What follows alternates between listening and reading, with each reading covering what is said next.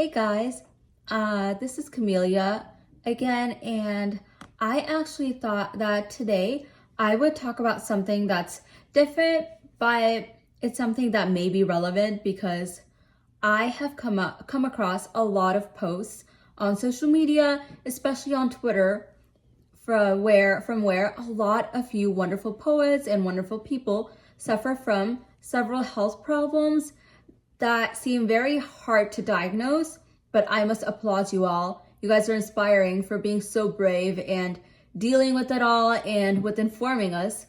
And I've noticed one thing. All of us kind of have very similar symptoms, and we may not have the same kind of problems, but we all have one grievance in common, and that is the American healthcare system. If I begin to talk about that, I will not have enough time or days to talk about it. So let's just start with insurance. I've heard so many sad and tragic stories where life essential treatments are not being given to a patient because insurance does not approve. What does insurance want? Do they want us to literally be unconscious, like faint? Even then, it doesn't make sense. It's just that it's so disappointing that, imagine a person who is sick. On top of being sick, they have to fight with insurance as if they are fighting a court case with ruthless lawyers.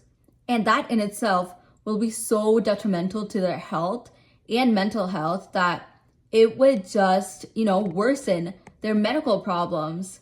It's like every little thing from drugs to little lab tests to imaging, everything is so delayed because of insurance that it literally delays the entire treatment process. And I feel like it should be criminalized. Like they should be criminalized for doing that. But they don't care because it's a monopoly. So it's like, what do we do? As American people, how do we get our access to healthcare and find good treatment? Well, I hope that what I talk about today may be a bit of help, and I really hope so. But starting from doctors, just forget the insurance process. Healthcare is a nightmare. Receiving care from doctors, it is a nightmare.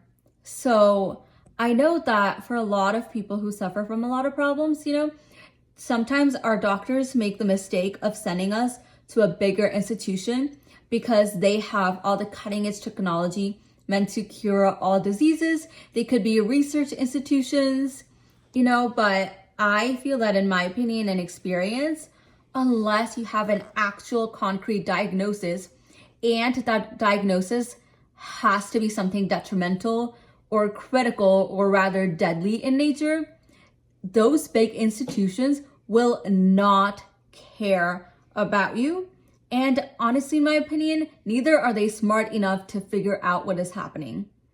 And a lot of those doctors have a lot of bias because, of course, they're very, very highly intelligent individuals who have been selected from the top schools with the top ranks to work for those institutions, but they literally lack any intuition. And I found that a lot of bias in the medical teams prevent a lot of care, and a lot of them I found are racially and as well as racially motivated as well as sexist, because they believe that if you are a young woman, then everything is just mental illness, even though your physical lab reports may show so many abnormalities that they just ignore you because they're not really sure. And in my case, I've been passed around like a literal game of pass because the doctors don't know what to do, They just say that you're young, so you shouldn't really have problems. And I get it. Sometimes some of us suffer from rather scattered symptoms, which makes it hard for doctors to categorize us into any one kind of disease or any kind of, symptom. So a treatment, and it may be hard, but that doesn't mean that they're not going to listen to us, or minimize our experiences and our symptoms. And regarding the racial part, well, let me just explain. So, for example, my doctors have wanted to test me for thalassemia in the past, as well as celiac disease, but they were not really willing to test me because, quote unquote, I do not have Middle Eastern blood to even qualify genetically for thalassemia, and I am not of a Norse white tall race to qualify for celiac disease. But to their surprise, I tested for positive for minor thalassemia, and when I got tested, they saw that I have the genetic component for celiac disease. So it's like genetics and ethnicity, things like that are so under-researched that, you almost can't blame those doctors. But at the same time, it's like if they were not so racially biased and they thought that despite the odds, it's worthwhile to test this patient for so-and-so thing, then maybe our care would not be so delayed. So my point is bias prevents a lot of doctors from thinking about very obvious kind of diagnosis that they are going to miss out now because of what I said, bias. And besides that, it's like these bigger institutions are much kind of worse at hospitality, if I may put it like that, because they're so large and they're so profit-minded that they treat this as a 9 to 5 kind of job where they look at the clock, 15 minutes are over, then they send you away, and they don't really even want to listen to you. And on top of that, the thing with those institutions is that they are so far divided up in categories that little things, even like a normal allergy and asthma doctor has 4 or 5 different branches. Neurology has neuromuscular, neurovascular, things like that, which sound awesome on theory, but it's like for every little symptom, you need each different doctor from each different kind of, branch. And while all the doctors work together, there's such a thing as too many cooks spoil the broth. So that's exactly what happened in my case.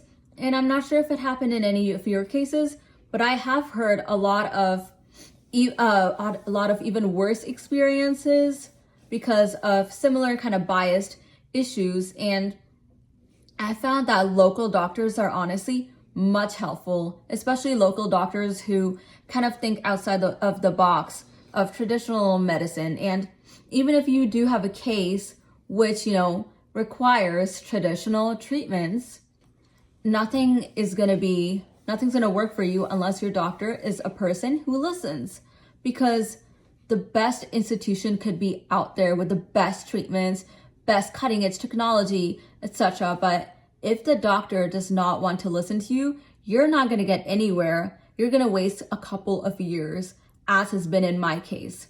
Now, meanwhile, you can find a doctor from even low-rated, institutions or organizations, but if they listen to you and if they really show that they care, I promise that they will think about what kind of problem you have and they will figure out a way, or at least start to go in the right direction. So even though we can't fight the healthcare system, we cannot fight the bias, we cannot fight insurance, all I can say is if we start sharing our stories, then maybe we will be able to get a better idea of what is going on with us based on our own intuition, rather than even relying on doctors who make us wait for years. And I guess it's not an efficient way, but that is a way to keep up with the medical system. And all I can say is just trust your intuition. Trust the doctor, but trust your own intuition even more, and it's going to get you started. So that was all, and I really hope that you found this helpful. And if you have any experiences, medical experiences that you want to share, then go ahead, and I would totally appreciate it. Thank you. Bye.